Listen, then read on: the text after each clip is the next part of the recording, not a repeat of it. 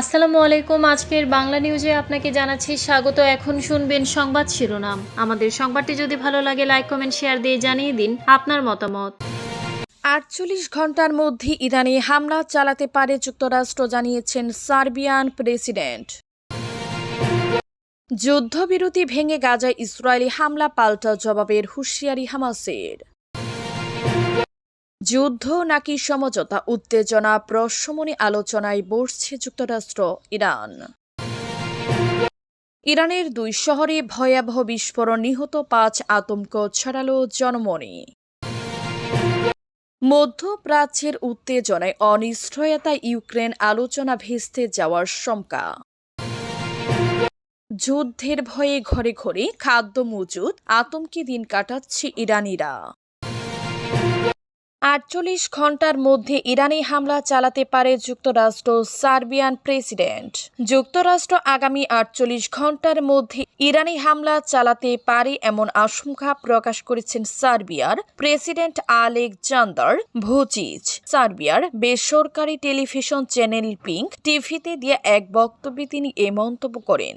Vucic বলেন, অনেক সময় এমন কিছু ঘটনার সামনে আসে যেগুলো শুনতে আজগুবি বা অবিশ্বাস্য মনে হয়, কিন্তু ইতিহাস বলে এমন পরিস্থিতির পরে কোথাও না কোথাও বোমা পড়ে। এ প্রসঙ্গে তিনি যুক্তরাষ্ট্রের সাবেক প্রেসিডেন্ট বিল ক্লিন্টনের সময়কার নারী কেলেঙ্কারির উদাহরণ টেনে বলেন, এ ধরনের ঘটনা অনেক সময় বড় রাজনৈতিক ও সামরিক সিদ্ধান্তকে ত্বরান্বিত করে। সার্বিয়ান প্রেসিডেন্ট আরও বলেন, আমার ধারণা আগামী ৪৮ ঘন্টার মধ্যে ইরানে হামলা হতে পারে। একই সঙ্গে আরও কিছু বড় ঘটনা ঘটার আশঙ্কাও রয়েছে। বর্তমান বৈশ্বিক পরিস্থিতি অত্যন্ত কঠিন। এই সময় শান্তি বজায় রাখার প্রতিশ্রুতি সবচেয়ে গুরুত্বপূর্ণ। বুচিরের এই মন্তব্য এসেছে এমন এক সময় যখন যুক্তরাষ্ট্র ও ইরানের মধ্যে উত্তেজনা দ্রুত বাড়ছে। এর আগে গত ২৬ জানুয়ারি মার্কিন প্রেসিডেন্ট ডোনাল্ড ট্রাম্প জানান, যুক্তরাষ্ট্রের একটি বিশাল নৌবহর ইরানের দিকে অগ্রসর হচ্ছে। একই সঙ্গে তিনি তেহরানকে আলোচনা টেবিলে বসার আহ্বান জানান এবং সতর্ক করে বলেন, সময় দ্রুত ফুরিয়ে আসছে। যুদ্ধবিরতি লঙ্ঘন করে গাজায় ইসরায়েলি হামলায় হামাসের হুঁশিয়ারি।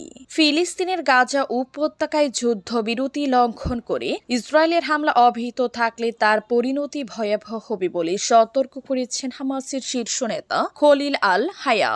গত ২৪ ঘণ্টা ইসরায়েলি হামলায় ৩৭ জন ফিলিস্তিনি নিহত হওয়ার প্রতিক্রিয়ায় তিনি এ সতর্কবার্তা দেন। রোববার ১ জানুয়ারি টিআরটি ওয়ার্ল্ডের এক প্রতিবেদনে এ তথ্য জানানো হয়েছে। যুদ্ধবিরতির প্রতি হামাস প্রতিশ্রুতিবদ্ধ জানিয়ে তিনি বলেন, দখলদার শক্তিকে তার দায়িত্ব পালনে বাধ্য করা এবং যুদ্ধবিরতি লঙ্ঘন অব্যাহত রাখা থেকে বিরত রাখতে মধ্যস্থতাকারী দেশগুলো কাজ করবে বলে আমরা আশাবাদী। দক্ষিণ গাজার রাফা এলাকার টানেল গলিতে আটকে পড়া ফিলিস্তিনের সমস্যার সমাধানে ব্যর্থতার জন্য ইসরায়েলকে দোষারোপ করছে হামাস। গত বছরে ১০ অক্টোবর যুদ্ধবিরতি বাস্তবায়নের পর রাফায় অনেক ফিলিস্তিনি আটকা পড়েছিলেন। অন্যদিকে মধ্যস্থতার প্রচেষ্টা সত্ত্বেও ইসরায়েল তাদের চলে যাওয়ার সুযোগ দিতে অস্বীকৃতি জানিয়েছে।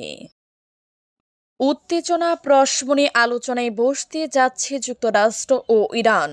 পারস্য উপসাগরে ক্রমবর্ধমান সামরিক উত্তেজনা এবং যুদ্ধের আশঙ্কা কমিয়ে আনতে যুক্তরাষ্ট্র ও ইরান সরাসরি আলোচনার পথ উন্মুক্ত করেছে। শনিবার মার্কিন প্রেসিডেন্ট ডোনাল্ড ট্রাম্প এবং ইরানের শীর্ষ নিরাপত্তা কর্মকর্তারা অচল অবস্থা ভেঙে আলোচনা টেবিলে বসার ইঙ্গিত দিয়েছেন। এয়ারফোর্স ওয়ানে সাংবাদিকদের জানান, ইরান এখন ওয়াশিংটনের সাথে গুরুত্বপূর্ণ আলোচনায় নিযুক্ত করেছি। তারা আমাদের সাথে কথা বলেছে।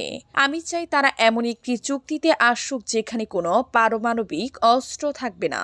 তবে ইরান শেষ পর্যন্ত চুক্তিতে সই করবে কিনা সেই বিষয়ে তিনি নিশ্চিত নন বলে জানান।